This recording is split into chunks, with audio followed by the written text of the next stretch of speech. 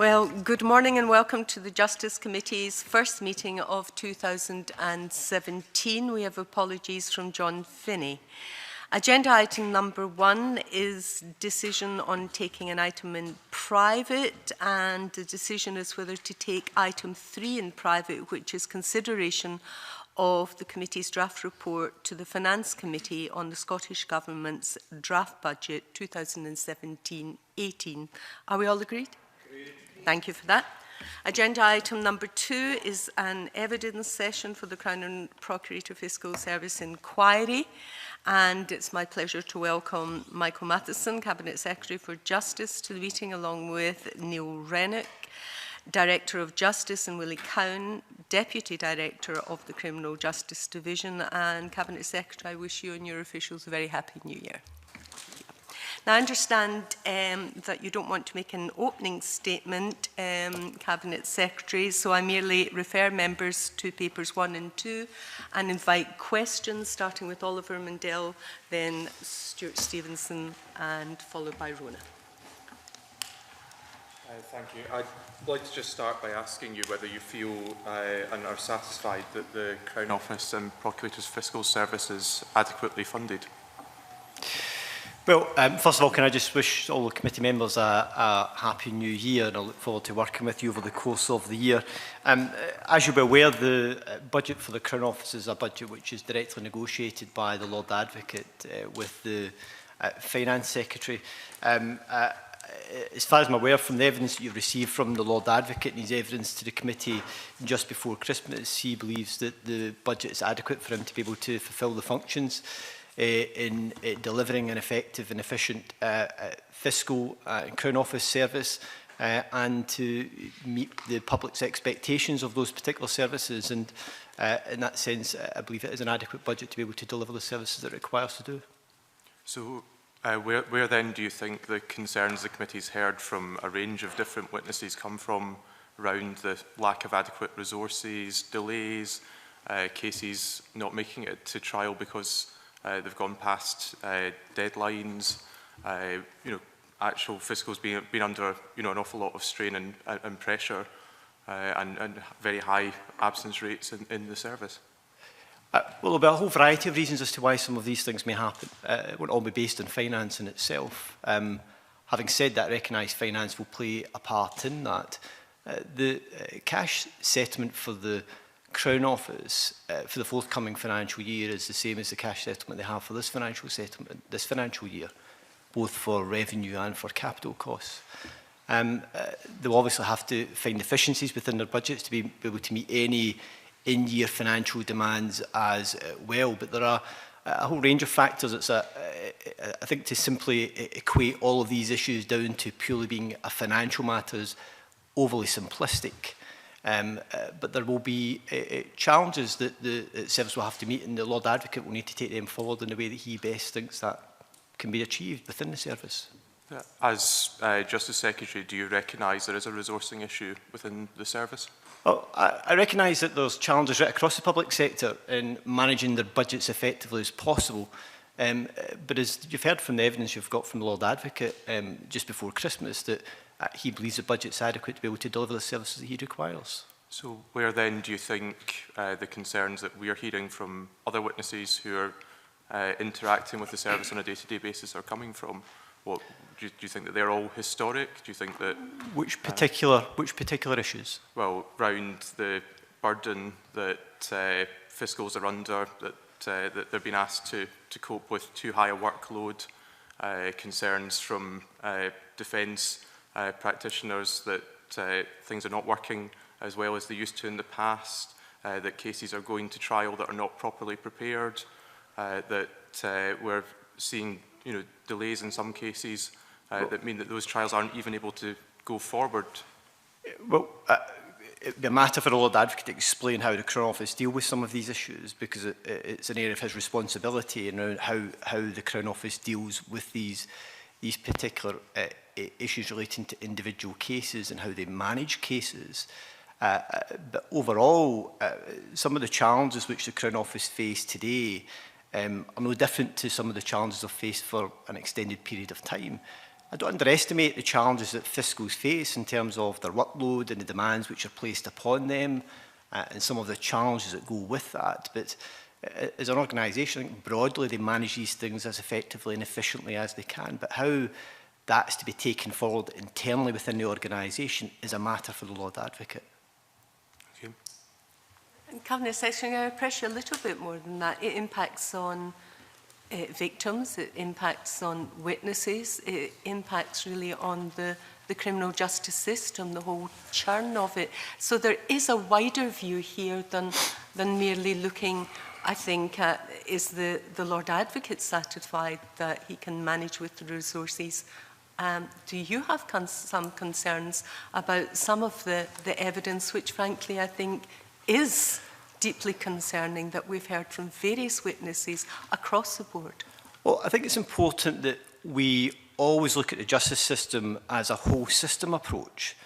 So the way in which our courts operate, the way in which our Crown Office operates, the police, other parts of the justice system, how they operate collectively is extremely important. And that's the work that's taken forward by the Justice Board and looking at how they can coordinate and cooperate effectively to manage the challenges which they face, and to make sure that they are operating in a collaborative way as well.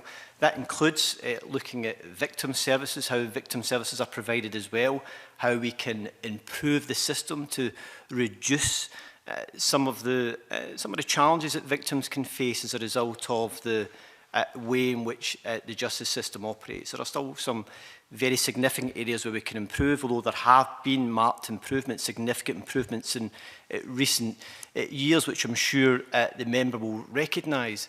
Is there more to do? Yes, there is more to do. Right across the justice system, not just within the Crown Office and how our fiscal service operates. But by and large, there have been significant improvements made for how we deal with victims in a whole range of different ways. And we want to build on that moving forward.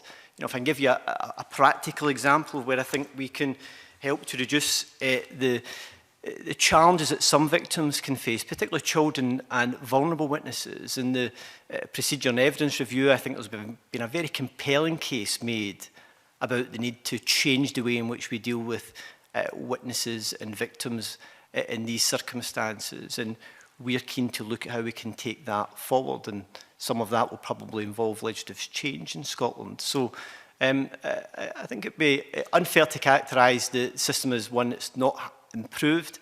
It has improved. Is there more to be done? Yes, there's more to be done, but the best way in which to do that is to look right across the system to make sure that victims and witnesses, right from the stages when they come into contact with the police, all the way through the justice system, are getting the support and the assistance that they require. Well, since you've mentioned victim support, and I hadn't intended to bring that up too much later in the questioning then, there's a real concern that victim support funding has run out. And in fact, the committee has been written to by the Moira Fund, expressing real concerns that the victim of homicide just aren't being supported. And this despite them giving £5,000 this financial year and £5,000 last financial year. Our fund for serious crime seems to be depleted, and there isn't any separate representation or allowance for people who have been the victims or the families who have suffered the most heinous crime that a family can suffer, and that's homicide. Do you have a comment on that? Yeah, I'm more than happy to look into the specific issue that you've raised. We provide over £5 million a year to Victim Support Scotland that provides services at a national level right across the country. Alongside that, we also provide funding to organisations such as PETO that work with individuals who have suffered a homicide. So we provide funding to a range of organisations that operate both at a national and a local level in supporting victims. As I said before, if there's more we can do, then we should always look to do that. But the specific issue that the Moira Fund has raised with you, I'm more than happy to take that away and to look into it. If it's the Victims Fund, that's a fund which is provided by Victim Support Scotland on our behalf, which is to provide some financial support to victims in immediate aftermath of a particular crime if they're at financial loss and financial difficulty as a result. But our funding to these areas has been pretty consistent over recent years, and as I said though, but we're always looking to see if there's ways in which we can improve that and to ensure that we're meeting the needs of victims as best we can. Okay, I'll let others come in, but just to say that they say they've worked very closely in England, and it works in England throughout Scotland as well, with the homicide support in England and Wales. They've got a homicide caseworker, and support for victims of homicide continues for 12 to 18 months. If additional finance is needed, then it's available.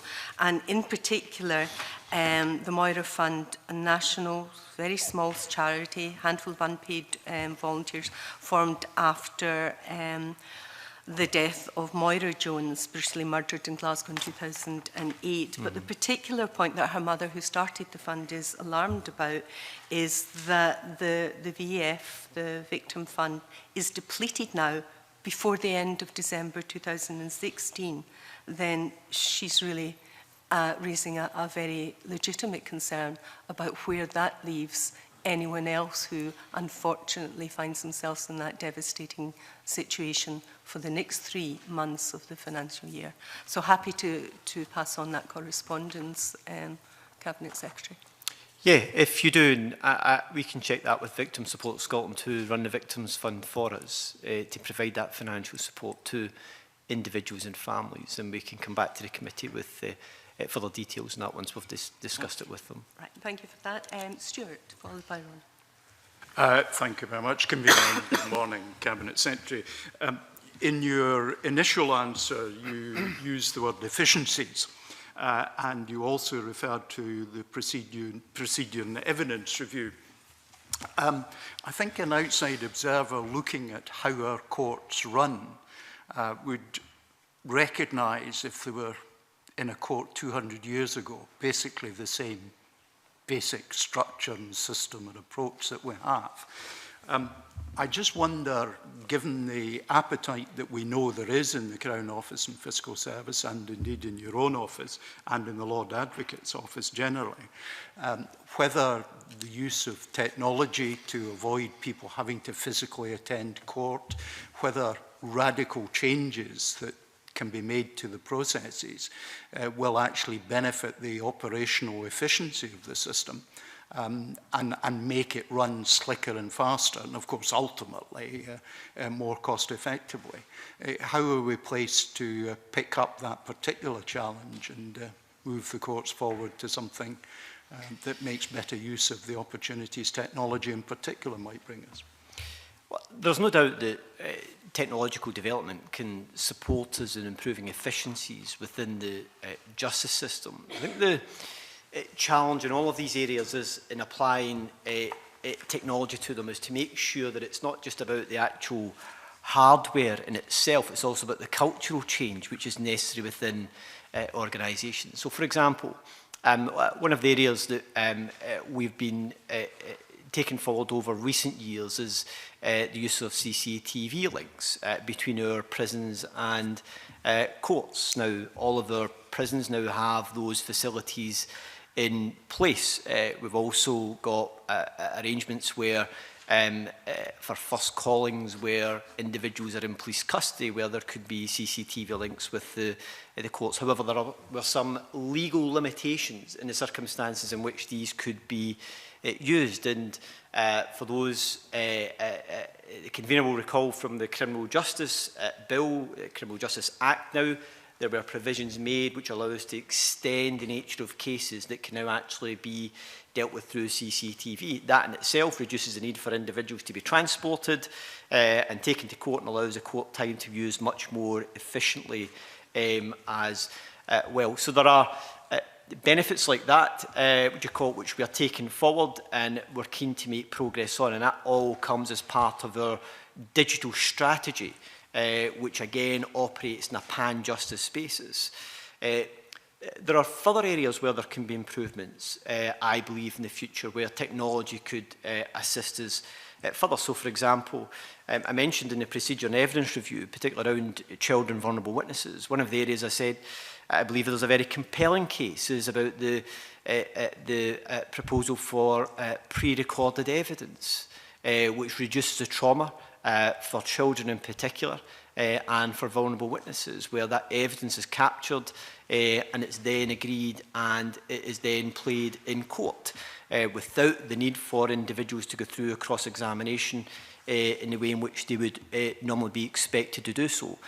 The challenges in taking some of that forward is trying to do that in terms of balancing the rights between the needs of victims and witnesses alongside that of the accused, to having their rights protected as well. However, other jurisdictions have been able to do so, and I believe we should be able to do so. An important element of that, though, is about creating a culture change within our justice system to agree that that's the type of approach that we should take that could affect better outcomes for victims and for our justice system. So that's using technology in a way. Another area where I think technology could support and assist us in improving efficiency within the justice system is through the use of body-worn cameras by police officers. There's no doubt that information which could be captured in that way could be, at times I suspect once it's been shared with defence agents, may result in earlier pleas being entered on the basis of information that's been captured by that. It would be evidence that the court could consider much more efficiently and effectively as well. But it's not just a case of providing our police officers to have body-worn cameras. It's also about making sure that we've got the technology both at a Crown Office fiscal level to be able to download that, to be able to then share that with defence agents, and then for that to then be used in courts as well. So it's about that, again, that whole system approach. If we're going to apply some additional technological developments in our courts or in our police service, is to make sure that they're all able to interact and to be able to maximise their use. And a key part to that is about the culture shift, which is extremely important. So, so the digital strategy which we've set out is very ambitious in looking to take that type of technological advancement forward for the efficiencies that it will generate.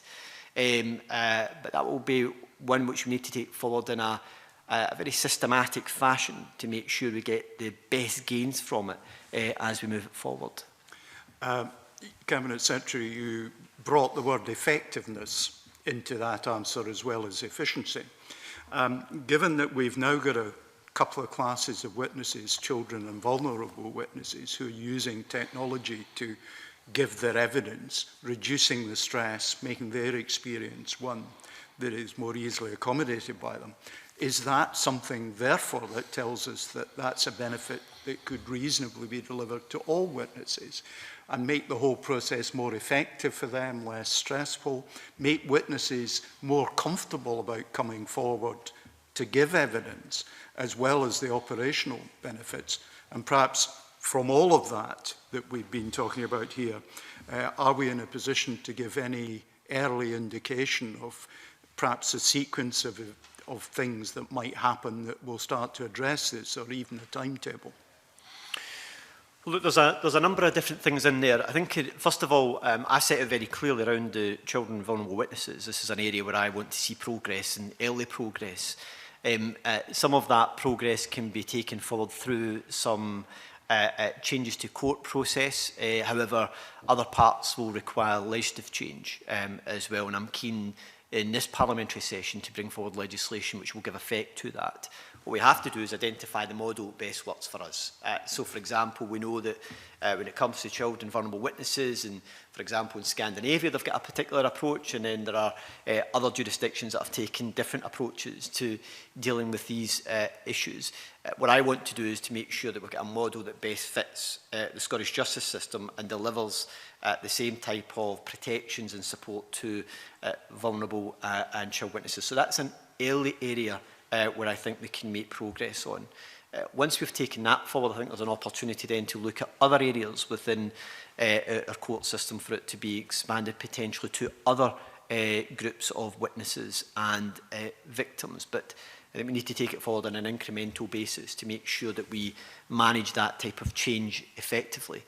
When you ask me about other areas, and our parts are not always necessarily about technology, it's also about the model which we are using within our justice system, and the evidence and procedure review also sets out a very compelling case, particularly around summary cases, about the need to remodel the system to allow us to deal with those cases much more effectively, and a key part of that is to reduce some of the churn for witnesses in these cases.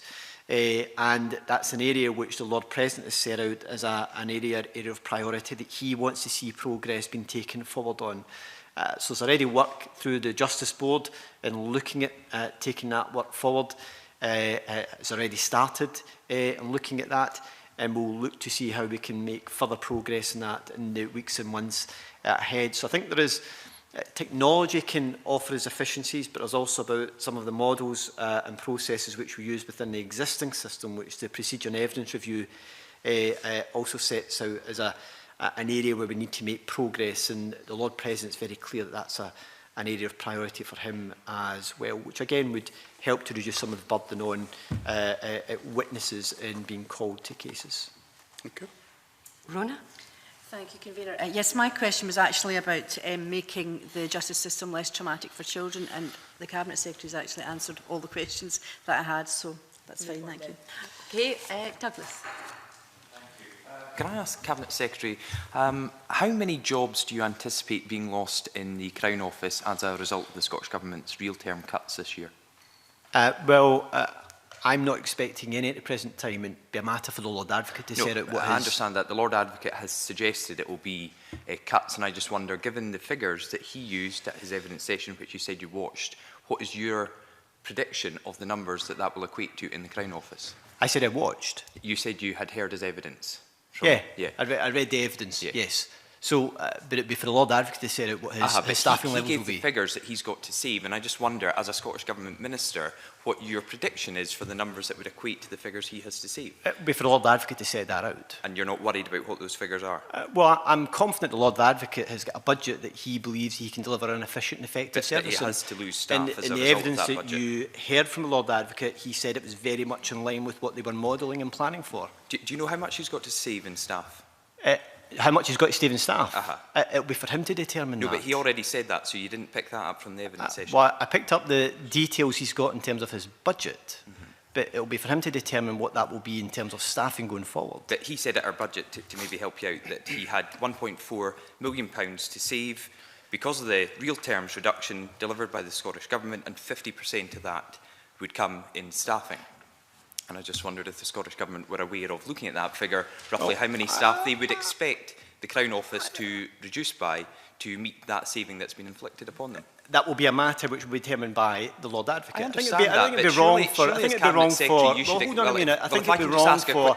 I think it'd be wrong for. Secretary, respond. Yeah, I think it'd be wrong for me to start determining what the staffing level should be within the Crown Office, given that the Crown Office is an organisation that's run by the Lord Advocate, and to start setting arbitrary levels that should be the number of staff that he should expect to reduce his staffing complement by. Yeah, and I think it's unfair to expect the Lord Advocate to be put in that position.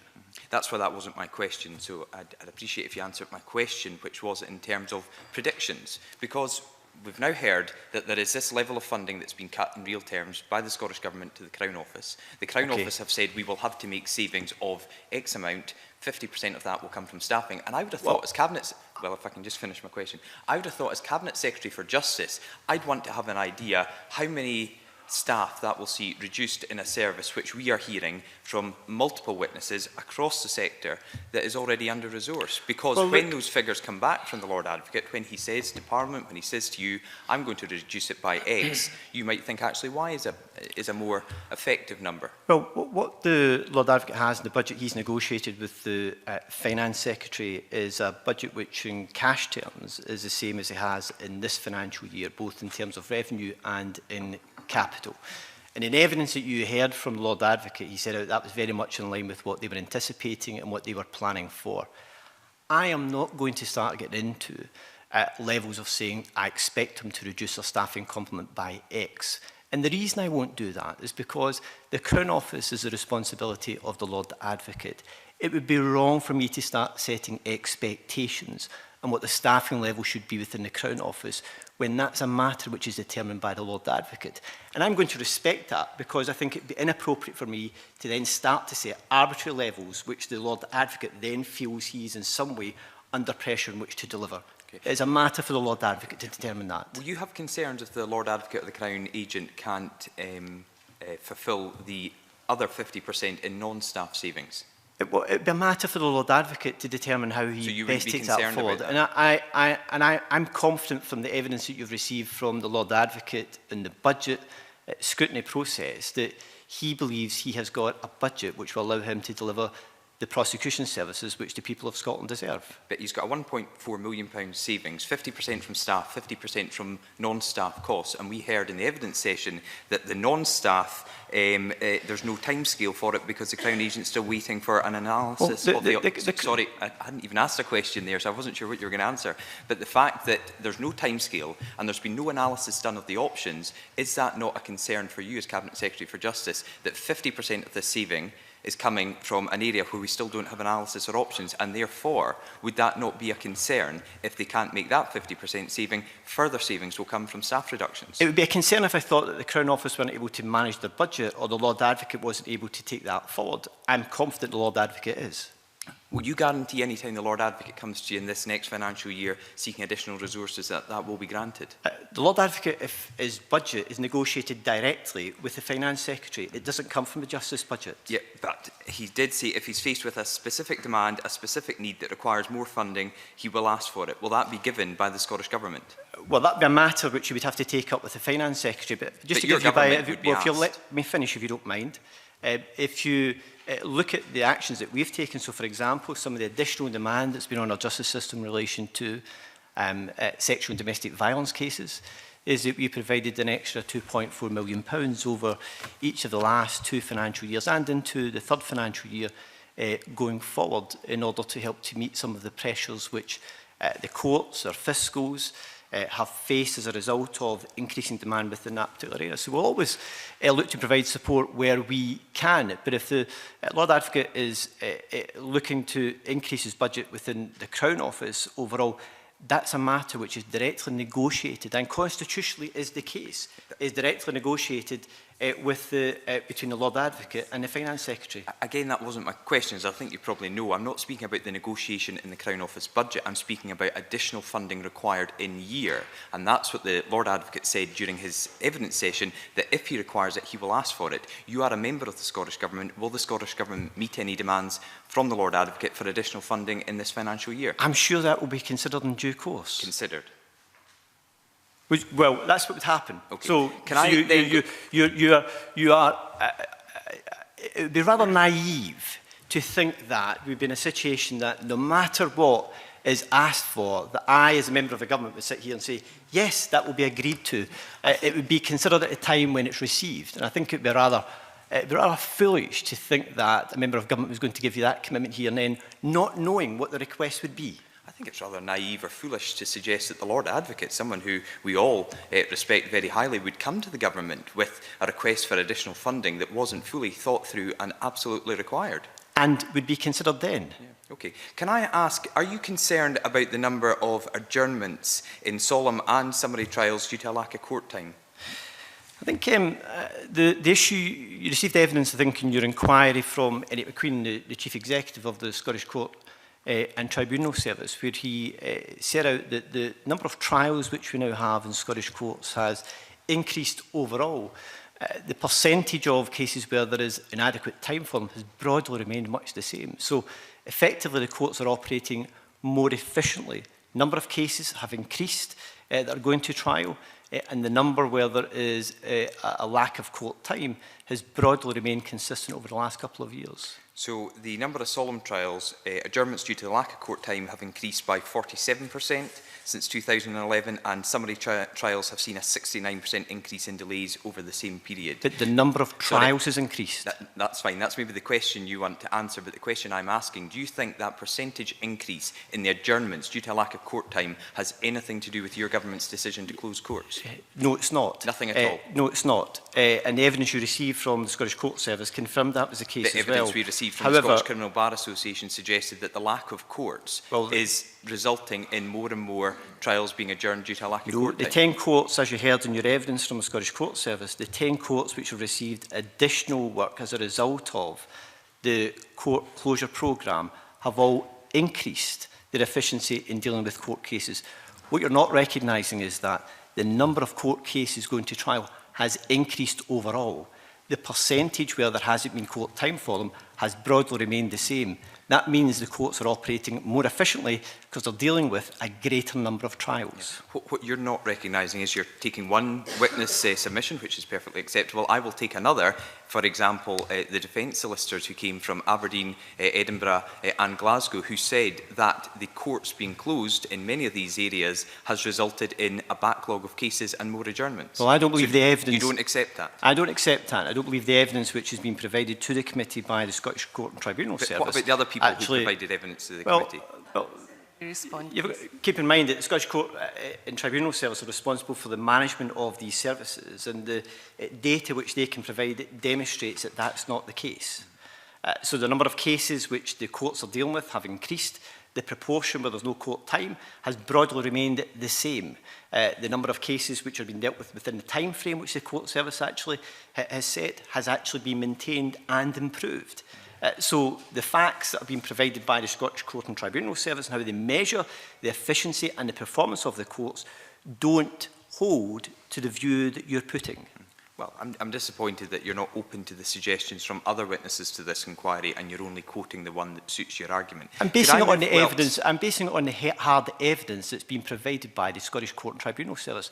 I think that's a perfectly reasonable thing to do. But you don't think it's hard evidence coming from defence solicitors across Scotland? No, I understand some of the concerns and issues they may raise, but having said that, the hard evidence, the facts and figures that have been provided by the Scottish Court and Tribunal Service don't hold to that view.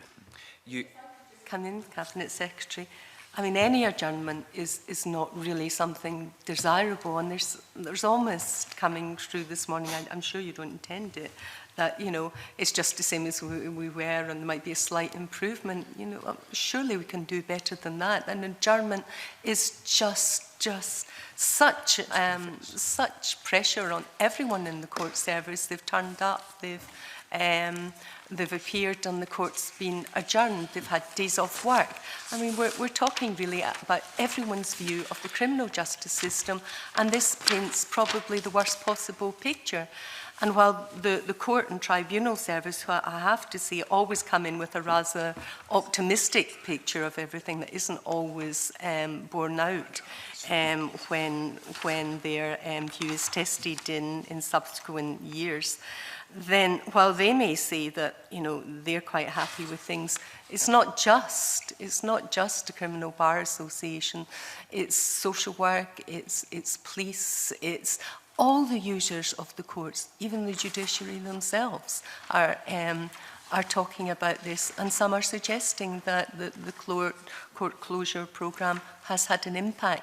So in view of that, and in order to take a balanced kind of approach to this, isn't this something that you should take some cognizance of?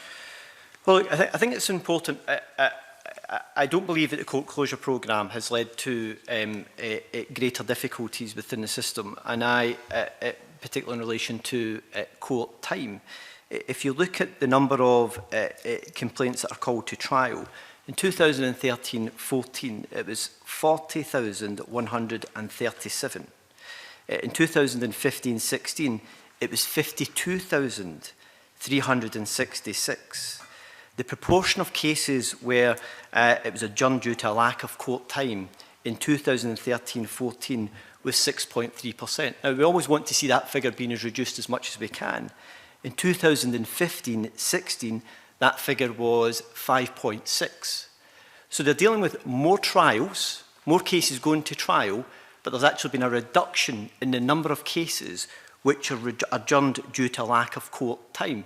Now, what that indicates is that there's greater efficiency in the way in which the courts are actually dealing with cases. However, do we want to see that figure of 5.6% being reduced yet further?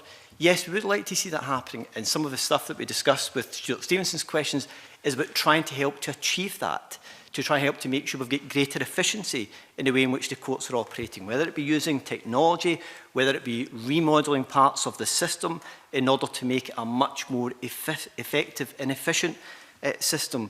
But I think it'd be fair to say, on the basis of the hard facts, is that you can see that the progress that the court service is making has allowed there to be improvement, while at the same time dealing with an increasing number of cases that go to trial. Since you have the figures in front of you, what was the greatest cause of adjournment? The greatest cause of adjournment, just see here, it would be in relation to Crown Office, between Crown Office and, combination between Crown Office and Defence.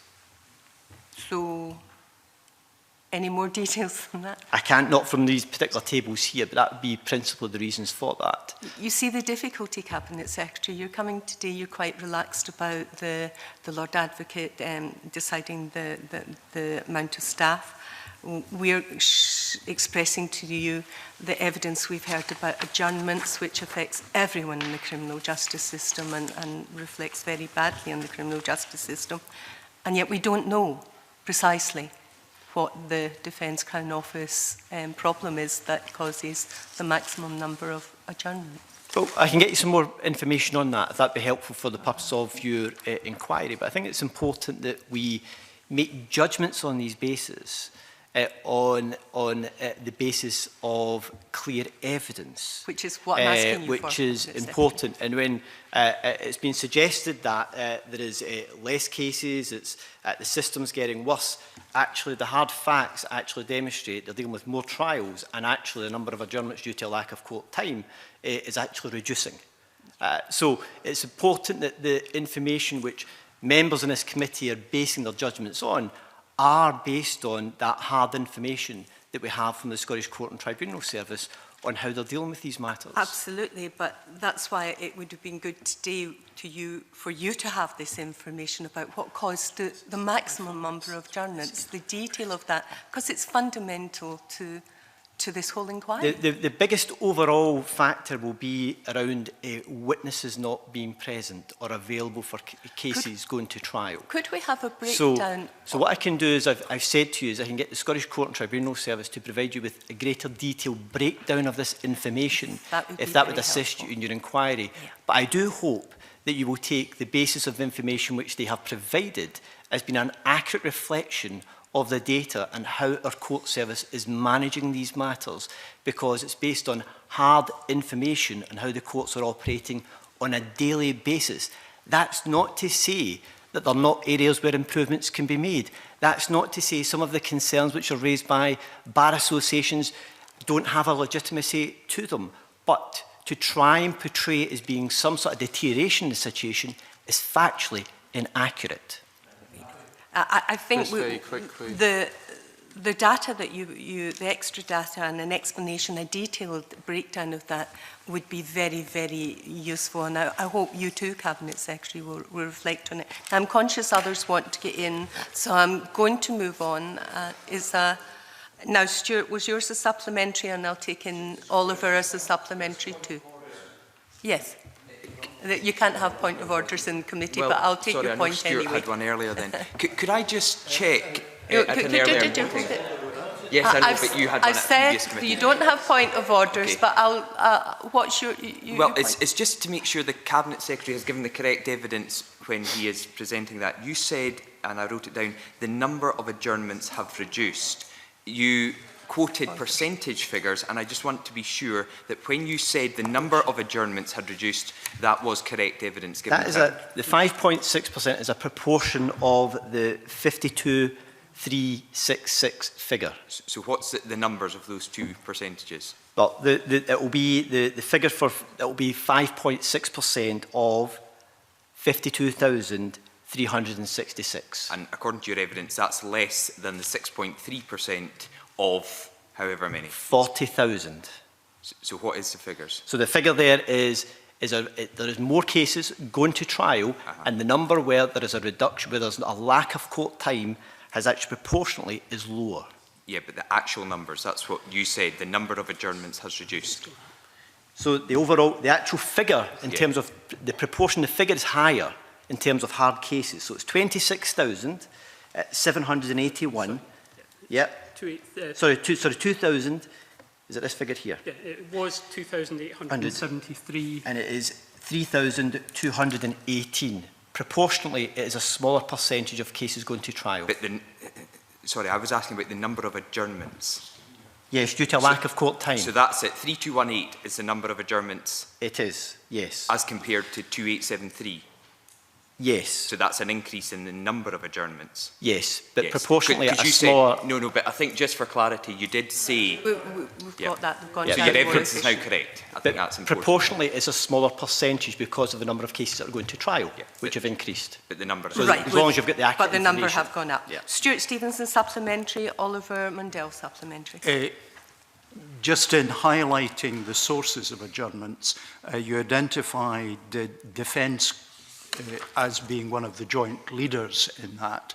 I just wonder what work there is being undertaken with defence agents and their organisations to try and improve the performance of defence in their contribution. Clearly not the responsibility of the Cabinet Secretary, or indeed, for that matter, the Lord Advocate, but I just wonder what assistance and work there is to reduce them, get them down the league of sources of adjournments. So part of this leads into, again, the procedure and evidence review, which has been taken forward as looking at how we can get greater efficiency. And some of the work that's been taken forward as part of that is work which is joint with, for example, the Law Society for Scotland, on looking at how we can actually get greater efficiency within the court process, so that we can make sure that there's between the Crown sharing of information as early as possible, to allow them for preparation of cases, the modelling of the court process and taking it through as well.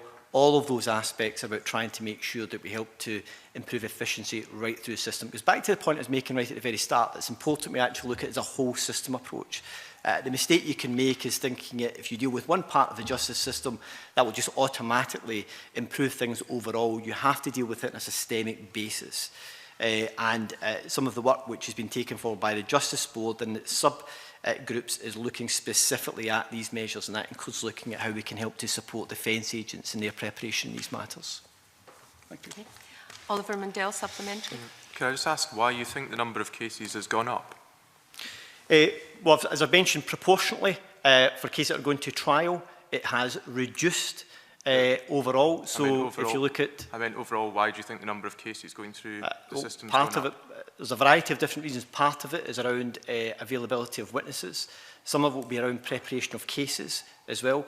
There will be a variety of factors in that. But overall, given the number of cases which are going to trial, is that proportionately, that a greater number of them are actually going forward on the basis that there has been a drop in the, how would you call it, drop in overall proportionate level that there's no court time for. I'm just asking. So, I'm just asking why more cases in general are going to trial, and you're saying that's because there's now more court time. No, in terms of going to trial, there's an example would be, for example, around the increasing number of cases around domestic and sexual violence. So, Given the very nature of them, more of them end up going to trial. So, for example, if you look at the change in investigative procedure which the police now have around domestic violence, some of the cases, it's no longer a single case, it's multiple cases that are coming forward, which are more complex, take up more time in court as a result, and in some cases there are multiple victims. So, by the very nature, these are cases where they're less likely to be an early plea entered, and they're more complex and more challenging cases, which means there are more going to trial as a result. yeah, no, I welcome that fact, but you'd accept that that's a policy decision that's resulted in an increased number of cases? I think it's an example of the increasing complexity of these cases, yes. For example, changes in investigative technique.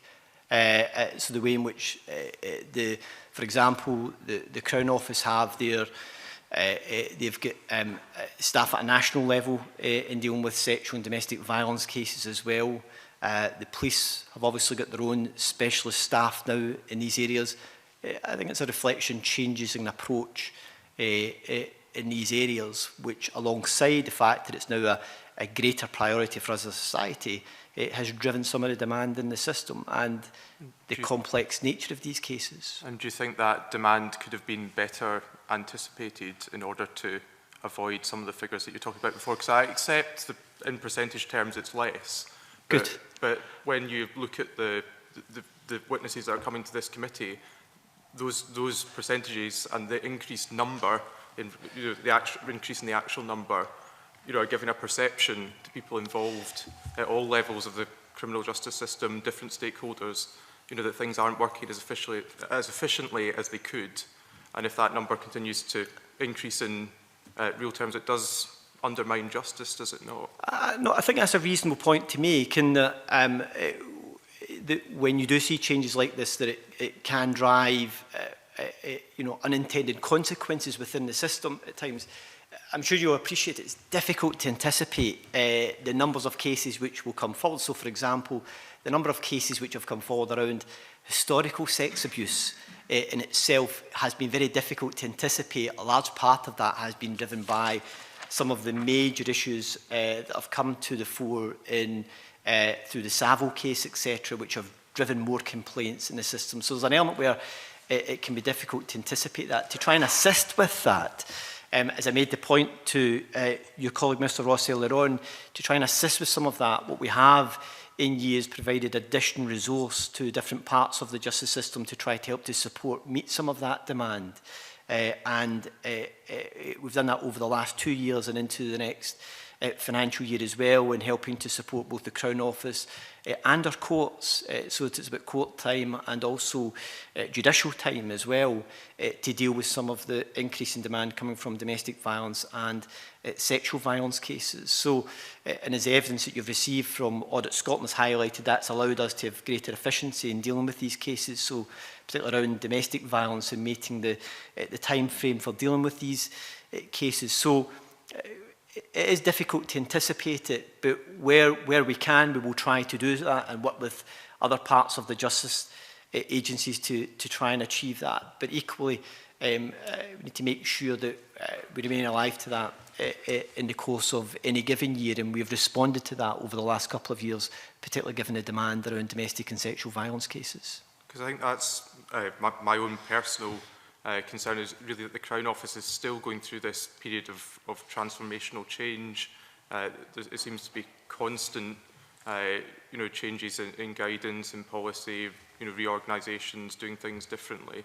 I do think that makes it, it does make some of these things, very challenging for staff on the ground, people who are on the coalface, dealing with these cases on a day-to-day basis, and they are being stretched and pulled in different directions. I think we've just got to be careful.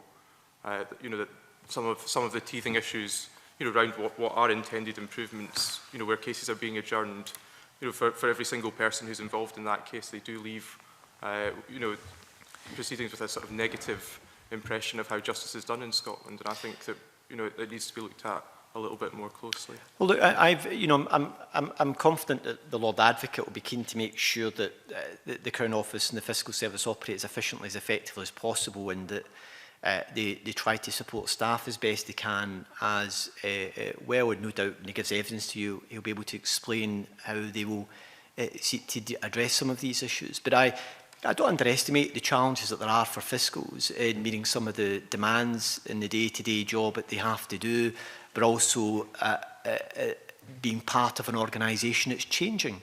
That brings challenges in itself. So, I don't underestimate that, and I think it's important that as a service they are alive to these issues and that they try to address them as best they can. But that is a matter for the Lord Advocate, who's responsible for the Crown Office and the operation of the Crown Office, and for the way in which they deal with the staff within the organisation.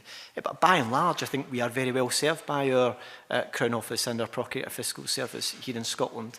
We've got some outstanding members of staff. We can see that from the cases that end up going to court and the way in which they deal with them. But there'll always be areas where it can be improved. There'll always be challenges, there'll always be pressures in the system at any given time. But by and large, we are still very well served by our prosecution services here in Scotland, and I'm very confident the Lord Advocate will continue that in the year ahead. But you are mindful of those pressures. Supplementary, Oliver, so I think you really covered things well. I think the point is that we very much welcome the additional information you're going to provide, Cabinet Secretary. There is no question the committee, and we are all fully behind the staff in the Crown and Procurator Fiscal Service, who we recognise do a magnificent job under real pressure. And I think an analysis of the information you're going to provide will help to support them further. So we look forward to hearing it. Waiting very patiently, Ben, then Liam. Thank you very much, Convener. I just wanted to return to one of the core themes of the inquiry around victims and witnesses, and really welcome the statements earlier about the whole system approach and support victim services around that. At the end of last year, when we had the Lord Advocate here giving evidence, he warmly welcomed that the justice portfolio will include a significant increase for voluntary organisations working in the criminal justice system in the sector to support victims and witnesses, from 4.5 million to 15.8. And I just wanted to ask Cabinet Secretary whether you could elaborate on where the additional funding for voluntary organisations will be targeted, or is that still being processed? There are some parts of it which are still to be determined. This is in part linked to the additional £20 million which the First Minister gave a commitment to in helping to improve the way in which we deliver services for victims of domestic violence and to assist us in eradicating violence against girls and women. Of that £15.8 million, a significant portion of that is around helping to support those services and the way in which we can help to address that issue much more effectively. So that will go from, it will also include elements beyond that, the £2.4 million which we provide to help to support the efficiency of our fiscal service and the court service in dealing with these cases as well, through to a portion of that funding then going to third sector organisations to help them in the support they provide to both victims and witnesses. So for example, one of the things we've been able to do as a result of that additional funding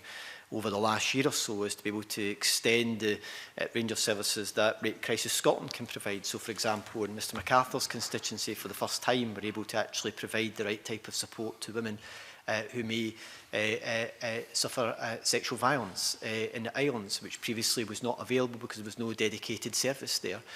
So it allows us to provide greater national reach in some of these services in a way that wasn't there previously. So that's so it'll be those types of approaches which we'll continue to take forward. So a significant portion of it is for the domestic and sexual violence areas, helping to improve the management of these cases through the justice system as well, and then supporting third sector organisations in the services that they provide to victims and witnesses in these areas.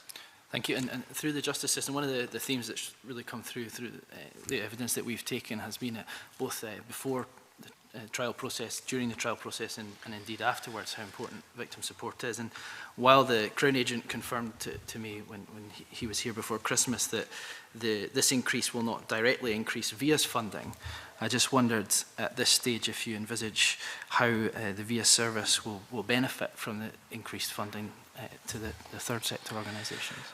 Well, obviously, if we are providing additional support to some of the third sector organisations that are working with victims of crimes as well, is that will be additional support which will be provided directly to them over and above anything that's provided by the VIA system. So that will provide additional capacity in the system overall. Although it won't be additional resource for VIA, it will be additional resource which will be provided to organisations that are working with victims of crime. So it will provide us with additional capacity across the system, which will be of a support to the direct support that's also provided by the Crown Office through the VIA programme. Thank you. I mean, I think that's will be welcomed by the whole committee, because the support for victims has been such a key theme that's come throughout our inquiry. So thank you for expanding on that. Right, Mary Fee. Thank you. Good morning, Oh, so my apologies, Mary. Supplementary. Yeah, thank you. I just want, my original question was the question that, that Ben had asked, but I just wanted to ask Cabinet Secretary for a bit more information about the Victim Information and Advice Service, because one of the things that we heard when we took evidence from witnesses throughout the inquiry was that once they engaged with the service could be very good, but they had to actually be the people that did the engaging. The service wasn't proactive enough in some cases. And while I appreciate that it's the Crown Office that operates that service, will you give a commitment to work with them to ensure that the service does try to become more proactive in how it operates and deals with victims? Well, I'm more than happy to work with any aspect within the service that we can help to support and improving. It'll obviously be for the Lord Advocate to explain how he intends to take that forward within the Crown Office. I think what additional support we can provide is particularly in supporting those other organisations that work with both victims and witnesses and supporting them with the court system directly in itself. I think part of the challenge can often be in the system is individuals being aware of what is available to them. So one of the things that we brought in through the victims and witnesses legislation was the requirement for services to publish the data and the information about what services were providing to victims and witnesses. So yeah, I think we can, if there's, as I say, it would be for the Lord Advocate to determine how he chooses to change anything within the Crown Office on that. But I'm certainly keen, and that's what I can give you an assurance of, is to make sure that the wider work we are doing around victims and witnesses, that it tries to dovetail as best possible with the way in which they're delivering those types of support services through the Crown Office. Okay, that's fine. Thank you. Certainly there was compelling evidence when we heard from witnesses, sometimes the very traumatic rape victims, others, that the experience with victim support and VIA was not what they expected. They weren't informed in time. They weren't told of an adjournment. And I think the most worrying thing of all, at least two of them said, had they known what would happen in their experience through the trial, they wouldn't do it again, basically.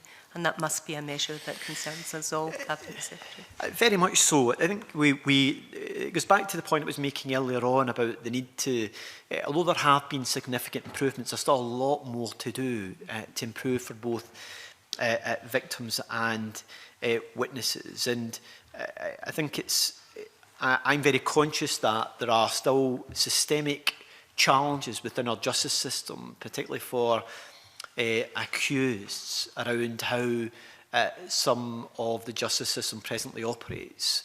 And a very good example will be of that, in my view, is around child victims, about the need, although there are certain supports which are there at the present time, there are certain protective measures around being able to give evidence through CCTV, but the ability to actually be able to create a system that allows for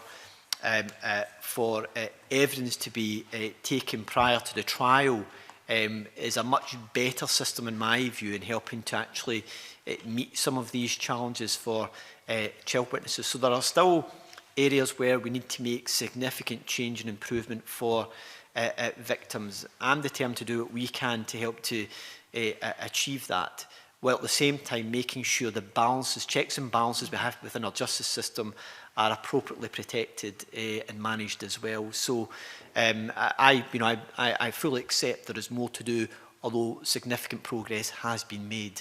Well, I think you'll find the letter that we'll send you on the Moira Fund very illuminating, and especially the comments about the victims of homicide, you know, the families of the victims and the support they receive.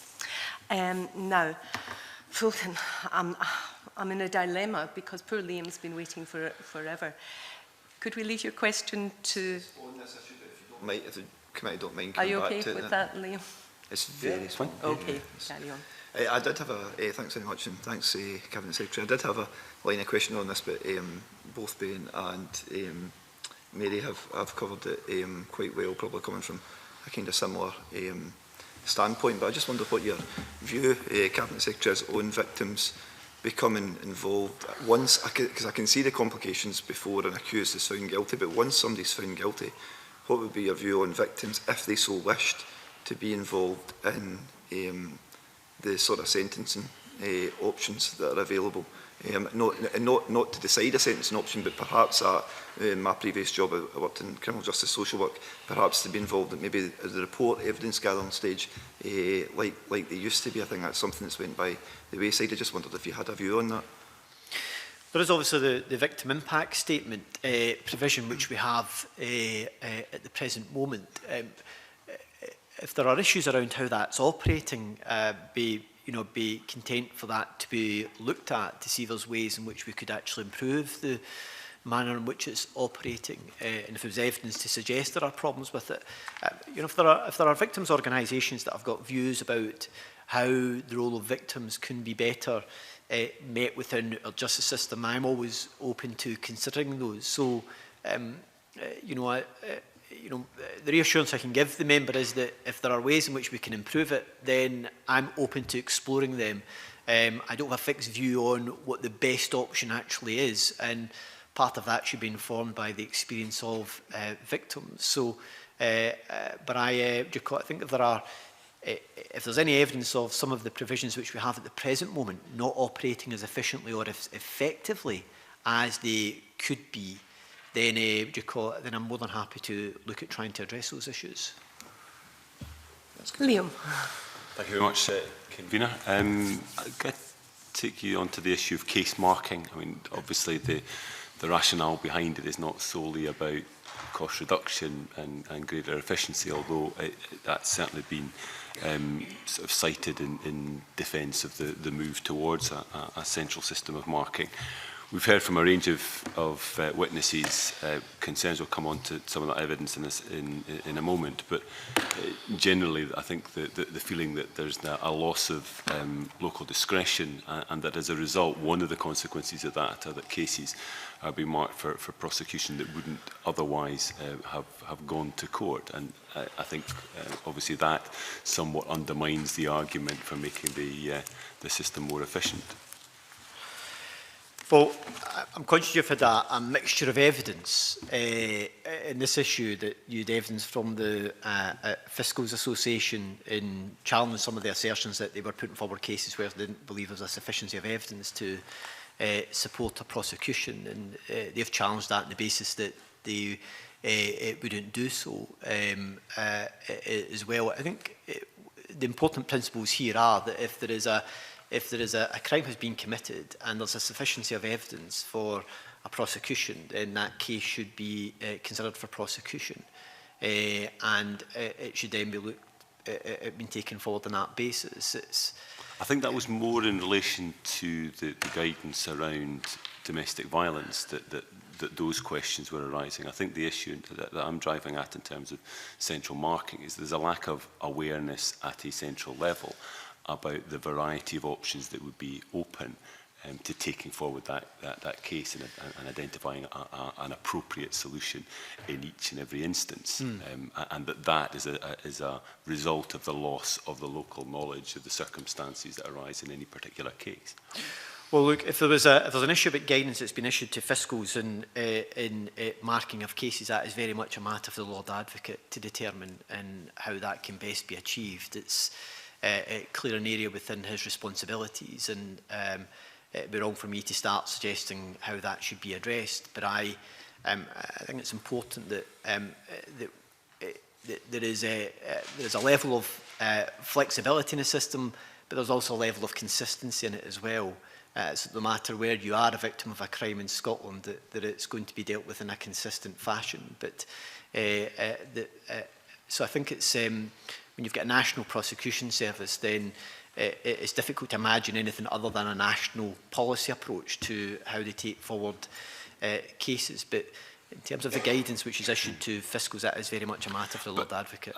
In a sense, under the previous system, they had marking guidelines, so there was a consistency. But I think what has been expressed is a concern that in moving to a central system, there's a lack of awareness of the circumstances that may arise in a particular case, either through a knowledge of the individuals concerned, possibly through a better understanding of the measures that could be used in order to secure justice in a particular area. I mean, if I quote from the Bar Association, they suggest the central marking of cases results in all of Scotland being dealt with as if they are Glasgow and Edinburgh and the other cities, despite this not being reflective of the communities that require to be served and the issues in those local areas that are relevant and arise.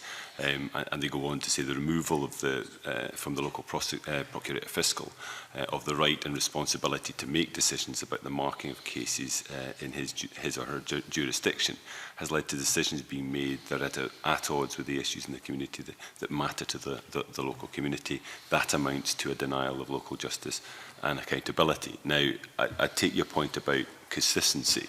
I think the argument that's being made is that with marking guidelines, it's perfectly possible to achieve a level of consistency while still taking into account local circumstances, whether that, as I say, is an understanding of the individuals involved, but also an understanding of the measures that are available locally, which will be different in my constituency from your own constituency. But in terms of achieving an outcome in the interests of victims, but also the local communities themselves, public interest, may be more appropriately delivered by a more localised, or a return to a more localised marking of cases. It sounds like you're looking for consistent flexibility in the approach here in some ways. I think any change in approach around that matter is very much a matter for the Lord Advocate in determining how that's taken forward.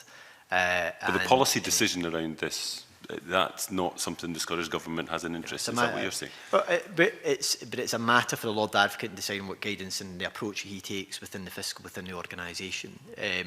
It's not for me to set out how I believe that should best be achieved. That's very much a matter for the Lord Advocate. But I understand the concerns and issues which have been raised and the points that you're making. How the Crown Office should respond to those matters is very much a matter for the Crown Office and the Lord Advocate.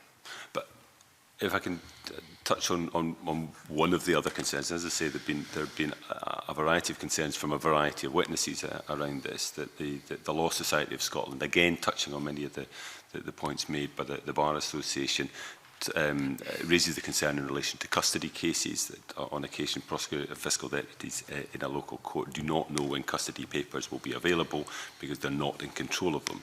There then can be a delay in custody papers being made available to the court, and accordingly a delay in custody cases being able to progress through the court. So I think back to the points we were discussing earlier on about moving in a direction that is more efficient, that reduces delay, etc., and the costs involved in that.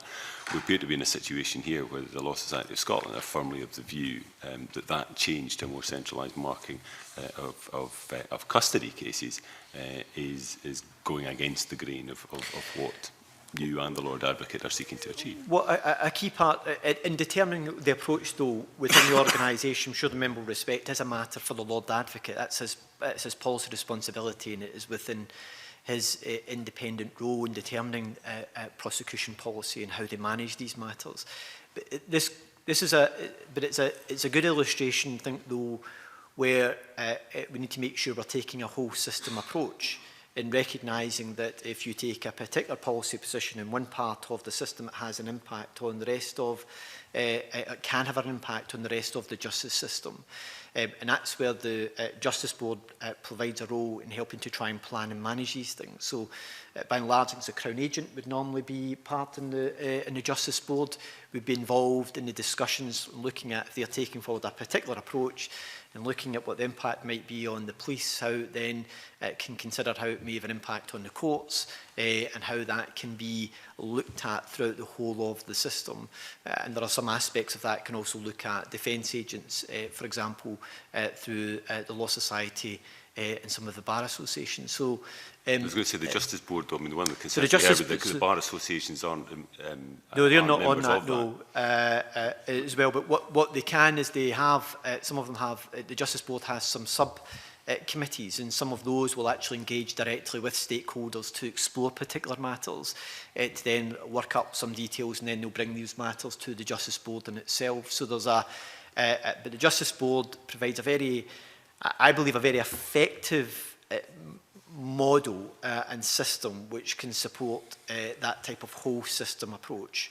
As I say, we're talking here about largely the criminal justice system. It's got the Chief Executive of the Children's Reporter Service on it, a range of us ourselves, but it allows senior figures from a whole range of the justice organisations to come together to look at these types of issues, and then for some groups to be set up at looking at some of the specific measures that need to be taken to try and address those, and that includes engaging with other stakeholders and trying to find the most appropriate means in which to do that. I mean, hear what you're saying about the responsibility of the Lord Advocate and the role the Justice Boards would take in this, and I don't doubt that. But given the extent of the concerns that we've heard through this evidence session about the way that this central marking system is working, perhaps adopting the approach that Mary Fee took earlier on, could I invite you to work with the Lord Advocate and those on the Justice Boards to see how this whole system approach is working? Because clearly the evidence we are getting is that we've moved away from a system that had real benefits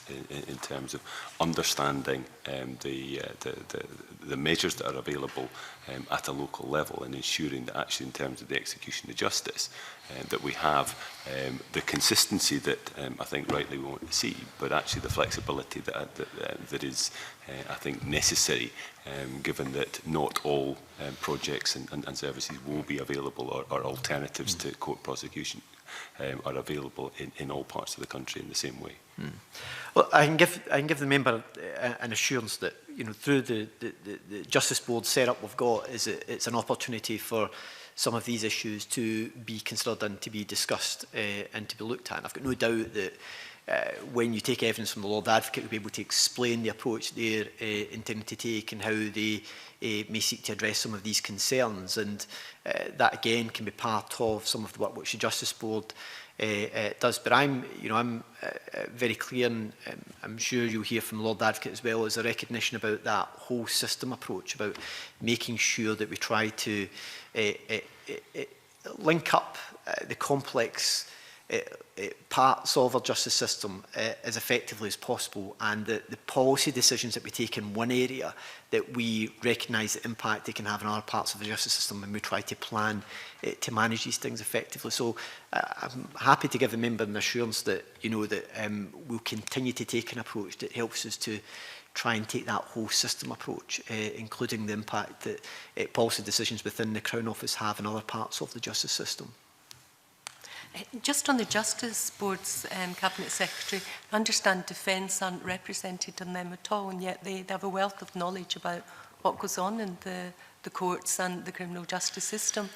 Would it be an idea or a suggestion that perhaps they could be invited to participate? I'm not entirely sure if that would be the right thing to do, because it's the senior figures from a range of justice-based organisations, delivery agencies that come together. I think it would be fair to say that they do engage with a whole range of stakeholders within the justice system, but these are the senior individuals who have got responsibility for delivery of services, so whether it be from the Children's Hearing Service through to the Crown Office, through to our prison service, through to our courts. But there is an opportunity in the work that they do for Defence to be engaged in that process. And as far as I'm aware, they've been engaged in processes and in some looking at some of the issues that have come about as a result of discussions at the Justice Board. But I'm not entirely sure whether being a member of it be the right thing, but engaged in the process that they have when it's relevant to them, I think is something that already happens, and I would expect to continue to happen. if that could be looked at, because some of the best and constructive evidence we've had, and it has been constructive and very positive about the Crown and Procurator Fiscal Service and the Defence relationship with them, I think there's very valuable discussions to be had about how the system could be improved to everyone's mutual benefit. So I'm encouraged that the Cabinet Secretary doesn't entirely perhaps rule that out. No, I don't think it'd be appropriate for them to be a member of it, but I think engaged in its work, yes, and those who are members of it, for example, when there are specific subgroups which are set up to look at a particular policy area where defence agents have a clear interest in it as well. Keep in mind, defence have got their own interests, and these are the leaders of the justice delivery organisations, and there's an element where I don't feel it would be appropriate for defence to have a direct membership of it, but engaged in the parts that are relevant to them through the structures that the board has, yes. But I'm not persuaded that they should be a member of it, given their own distinct interests. Well, whichever way their evidence and constructive evidence which was given can be brought into the picture, I think would be helpful. Mary, I'm going to take you next because you haven't had a question yet. Thank you. It's about the Inspectorate of Prosecution. I mean, through the evidence that we received from quite a wide range of organisations and from different people, I mean, very few people were aware of the Inspectorate, let alone aware of the work that they undertook. And it's really just to hear your thoughts on that, and if that concerns you, the general lack of awareness about what the Inspectorate does. Well,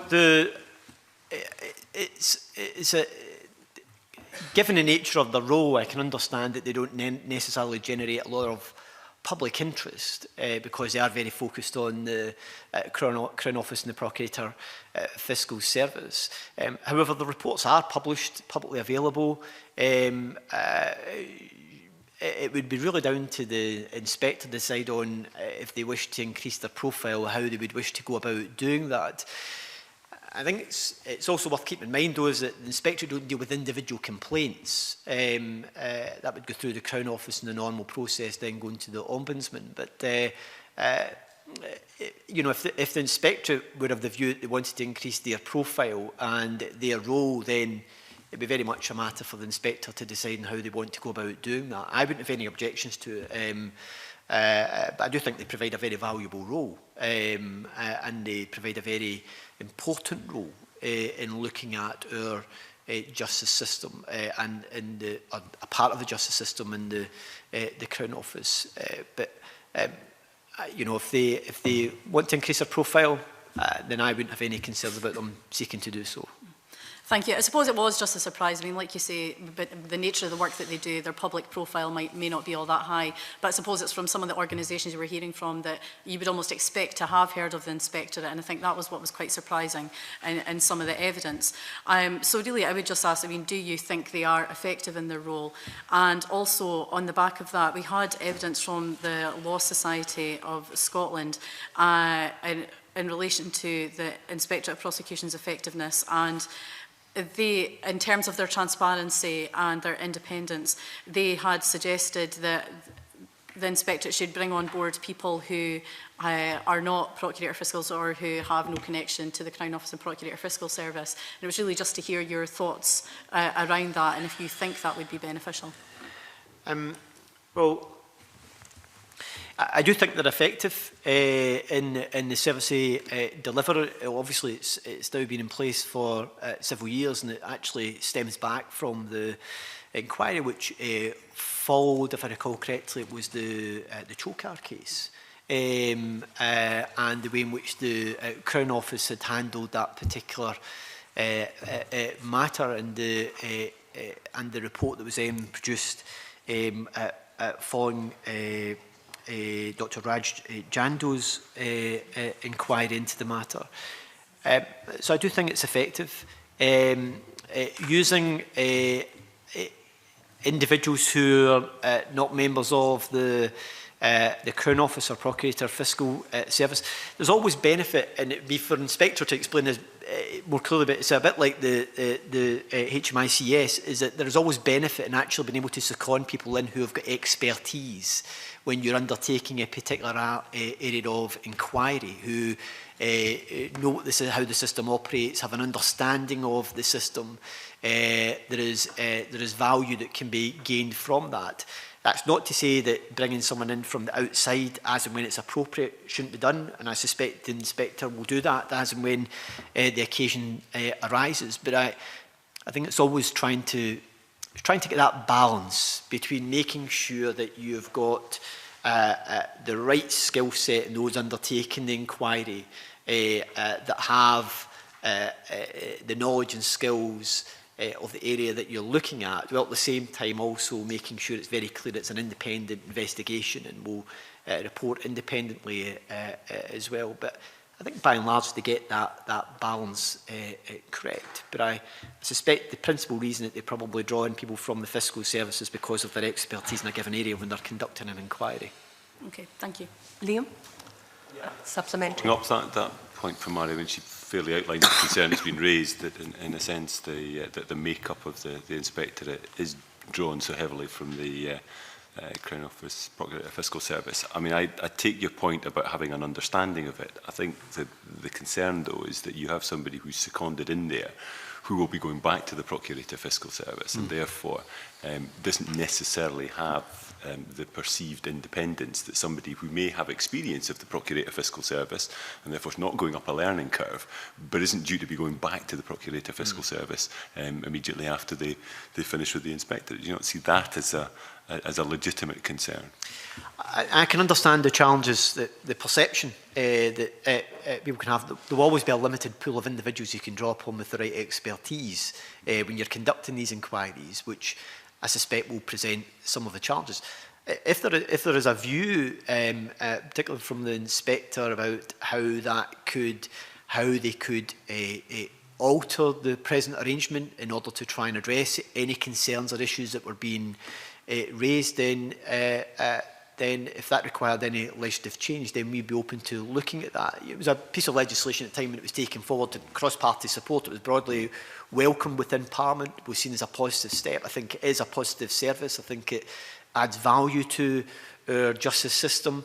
The legislation is also very clear that the inspector is entirely independent in conducting their role and in the issuing of their reports and their findings. So there is protections in there on that. I suspect, though, part of the challenge will be is the limited pool of expertise in the country that the inspector can draw upon for any given particular inquiry without being able to draw upon some of that expertise within the Crown Office and the Procurator Fiscal Service may make that quite challenging. So I understand the perception issue. I think there are safeguards within the legislation. I think trying to change it further could make it potentially a bit difficult for the inspector to get the right skill sets for inquiries. But if there are ways in which they think that could be achieved, and if it required some form of legislative change from the government to help to support that, then I'd be very open to looking at that and exploring that. Yep, I think that's helpful. Perception is everything, Cabinet Secretary. And at the same time, could it be looked at the fact that the Lord Advocate appoints the head of the Inspectorate, who then reports on the organisation which the Lord Advocate heads? And I think there could be more transparency and perhaps a strengthening of the independence if that particular issue was looked at. Well, that would require legislative change because the legislation requires the Lord Advocate to make that appointment. However, there is protection within the legislation and once they've been appointed in undertaking their role, and they do so on an independent basis and publish reports independently. But I think I agree with you, perception is important, but that's also got to be weighed up against reality. Is there anything to suggest that the way in which the inspectors operating at the present moment is not is in some way not effective, or that it is that some of these issues that members have mentioned in some way compromise its role. So, I'm always open to looking to see how we can improve things, but I'm conscious that perception plays a part, but also we've also got a question where the reality is it making much of a difference if we say the Lord Advocate didn't appoint the person, it was, I don't know, say Parliament appointed the person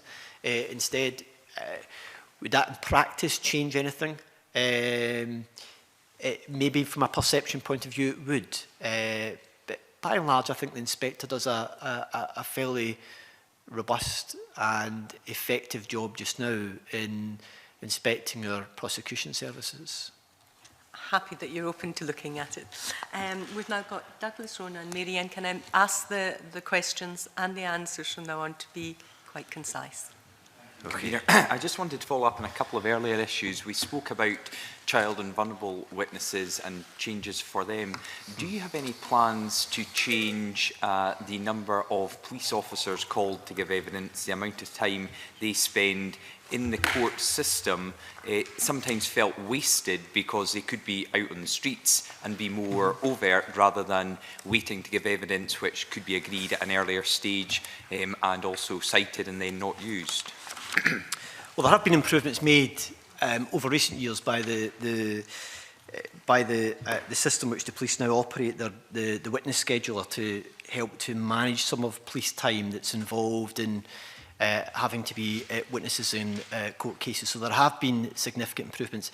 I think there's no doubt that that some of the efficiencies and improvements that could be achieved through the recommendations within the procedure and evidence review could help to reduce the churn in witnesses, which would help to address some of the issues that the police have in the time that they find being taken up as witnesses in court. So there is certainly more can be done. I think some of that will come about more through remodelling of the system to some extent to try and make it more efficient. So there have been improvements, but I think there is more that could be done.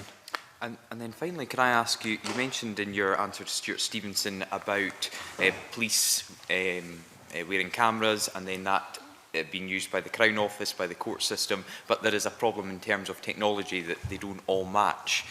Can you understand why that is a frustration in 2017? And really, what is the blockage in this day and age to have services that work very closely with each other on a range of different issues, not able all the time to view one piece of evidence in 3 different locations, in 3 different sectors, which could result in evidence being clarified at an early stage, pleas being agreed at an early stage because they are all able to watch it on the same devices? It just seems strange that we're sat here still speaking about getting computers to work with images. I think part of the challenge is trying to make sure that the IT infrastructure between the police, the Crown Office, other parts of the justice system is as integrated as possible to be able to share that information. I think if you look at, for example, when I was a health minister, there was a big push for us to move much more towards telehealth medicine. And for example, in the Member Zone area in Grampian, there was a very good example of some pilots which were tested out in taking telehealth forward. One of the challenges which it identified is that the mistake you can make is that if you don't actually get the right investment right through the system, then you can end up making investment in one part of the system, but the rest of it's not able to actually get the benefit from it. So the example was given around body-worn cameras from the police is that the body-worn cameras from the police, it's not just a case of issuing them, it's making sure the police then have an IT system that can actually download that stuff, that it can actually then be transmitted to the Procurator Fiscal in the Crown Office, that they are able to then transmit that to defence agents, that it can then be transmitted to the courts, it can then be displayed in courts. So you're right, I share the frustration that many members have, not just in Parliament, but those who work within the justice system, about making that type of coordinated approach possible. That's part of what the Justice Digital Strategy is about trying to take that forward. So one of the things that we are looking to take forward in the course of the next year is the Digital Vault, which will allow, which is a shared system between the police and the court service and the Crown Office, to be able to use CCTV footage that can be put into that system, and it can be shared and it can be utilised on a shared basis. And we'll hopefully take that forward in the next couple of months over the course of this year. So part of it is about existing systems which they're already operating, which aren't necessarily compatible, that it would require considerable capital investment across all of the system to create a system that will actually allow it all to be seamlessly linked up.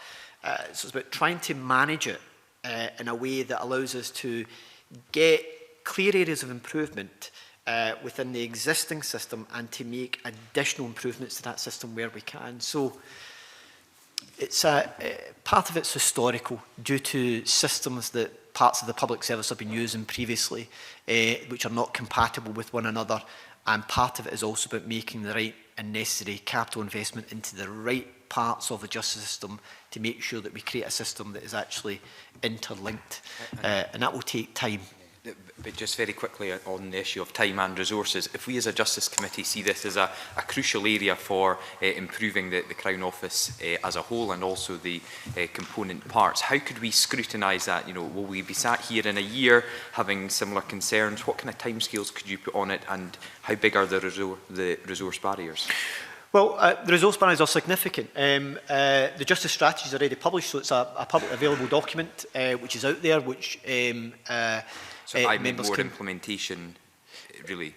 For each individual organisation. So, for example, if it was in policing, it would be around the IT infrastructure they're planning to take forward. If it was for the Crown, they would be able to set out what their plans are and what the details of those are. For the Crown Office to set out those details as well.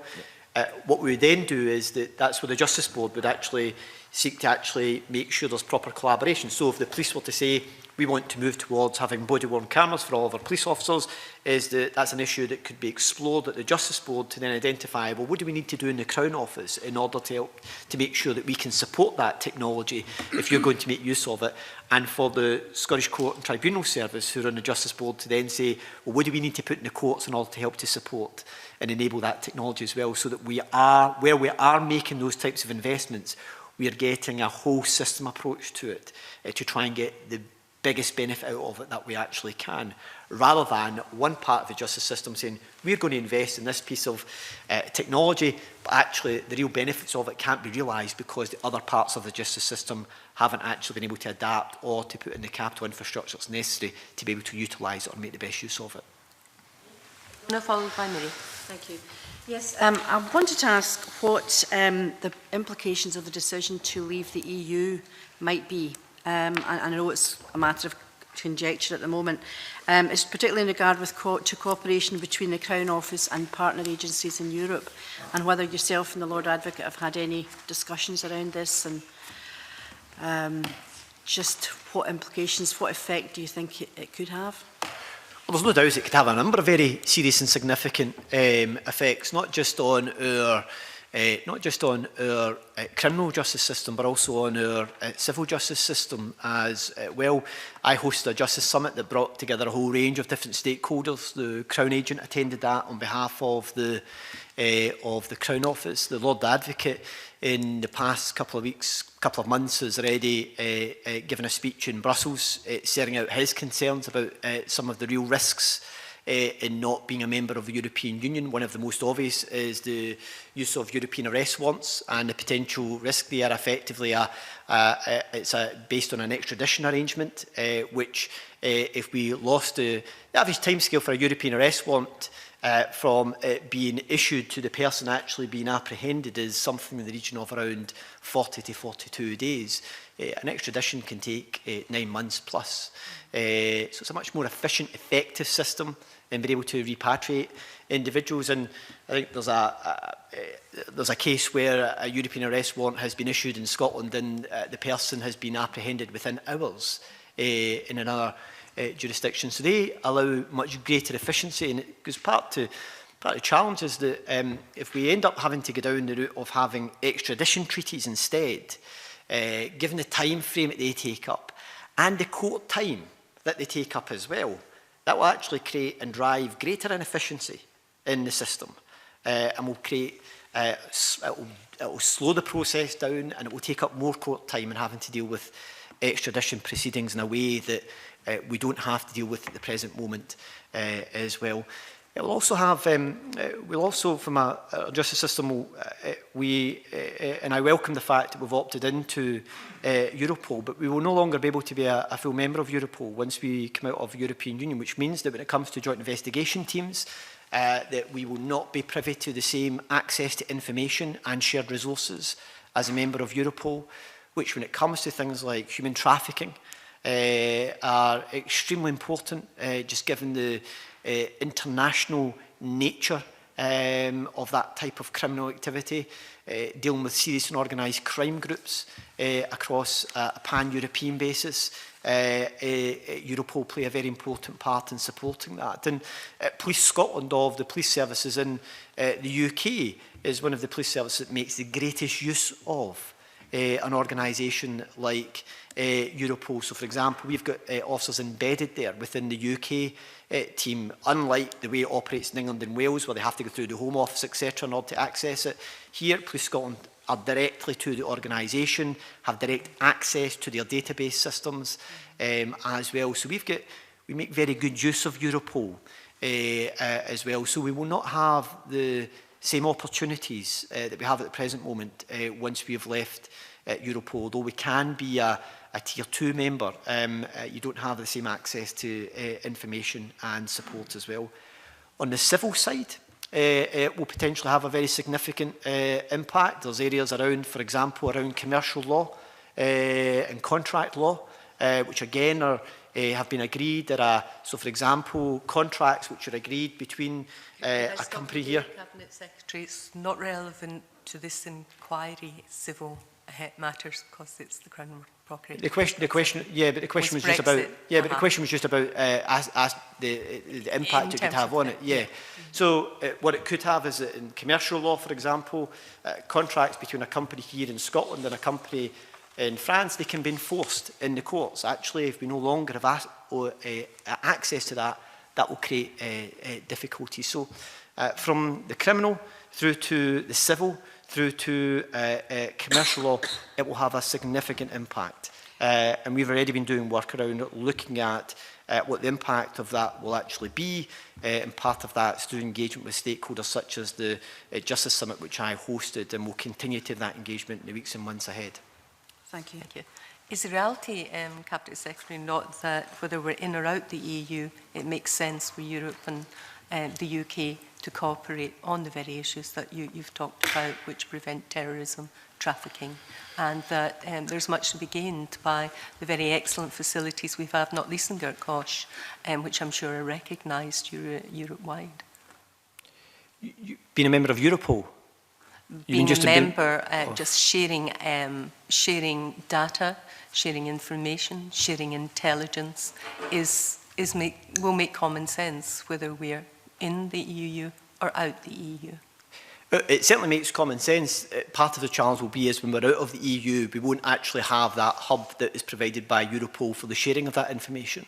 So, and the coordination of that sharing of information as well. So that's part of the challenge. There's no doubt when we come out of Europe, we're still going to have to try to find mechanisms in order to share and collaborate on given issues and to work as best we can, but it will be a suboptimal way of doing it than what we have at the present moment, which is a much more efficient and effective way of dealing with it. And it allows, for example, issues to be raised automatically and to have direct access to then having to request information or not having access to that information automatically where time can be of the essence. So, yeah, it will still be important, but it will certainly be a suboptimal, it will be less efficient and less effective than what we've got at the present moment. Okay, thank you, Mary. Thank you. Can I just briefly ask you, Cabinet Secretary, about prosecution of health and safety cases? Because we heard some quite concerning evidence about the very low level of prosecutions in health and safety cases. The fact that health and safety cases are treated more like civil cases, and there are often quite lengthy and protracted negotiations before the conclusion of a case. So are you content that prosecution of health and safety is robust enough? There was a very effective case prosecuted by the Crown Office last week on health and safety, which attracted a significant custodial sentence. That itself, I think, demonstrates the willingness and the ability of the Crown Office to be able to prosecute these matters effectively. There is a unit within the Crown Office, I understand, that deals with health and safety matters, so there's a level of expertise there.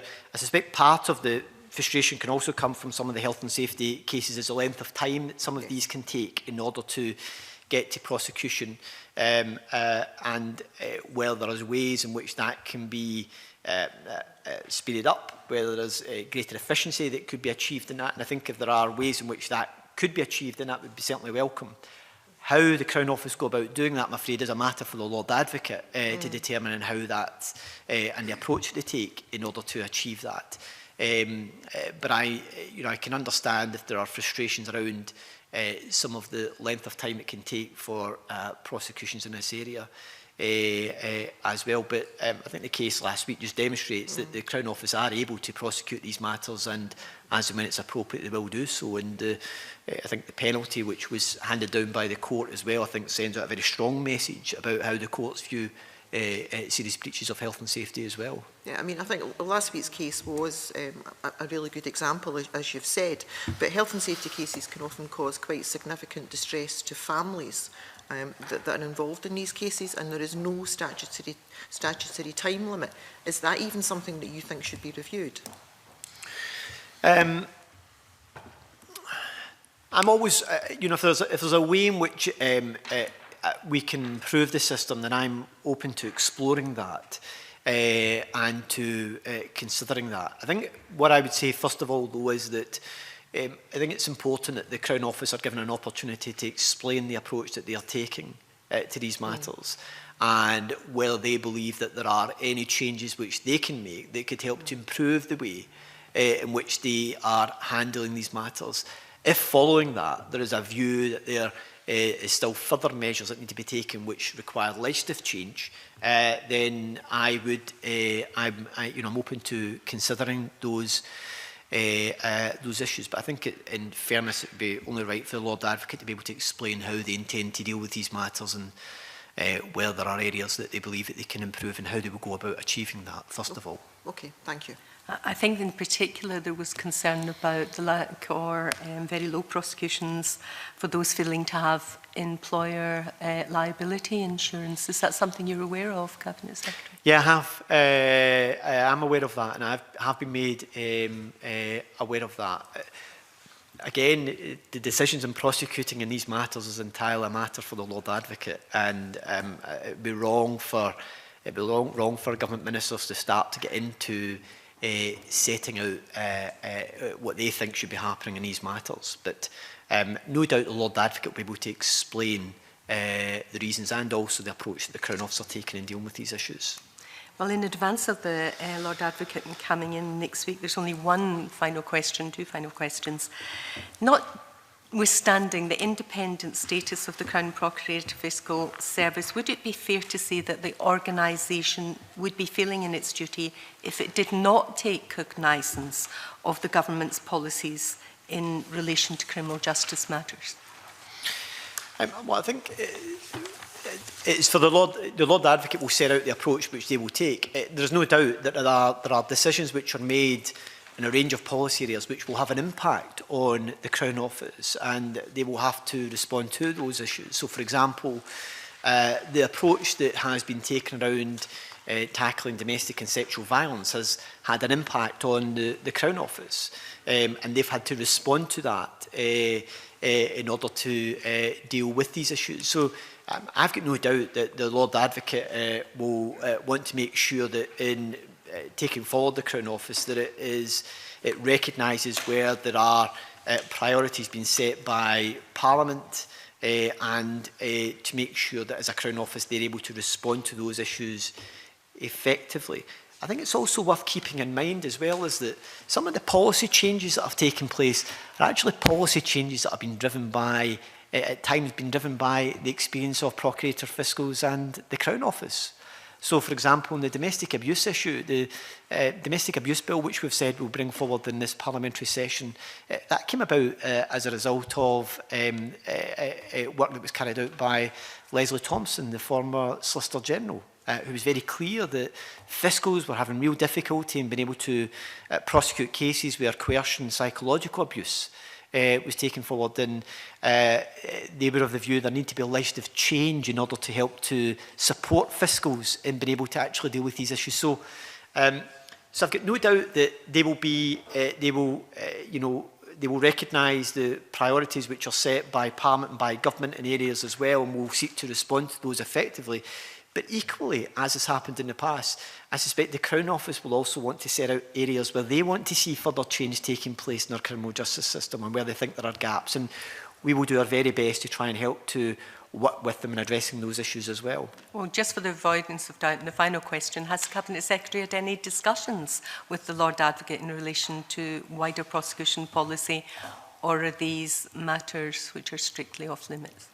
Well, in terms of prosecution policy, that's a matter entirely for the Lord Advocate, and that's the constitutional position, and it's a position which I will certainly respect as Cabinet Secretary for Justice, and I think it's appropriate that we respect the role that the Lord Advocate has in setting that policy.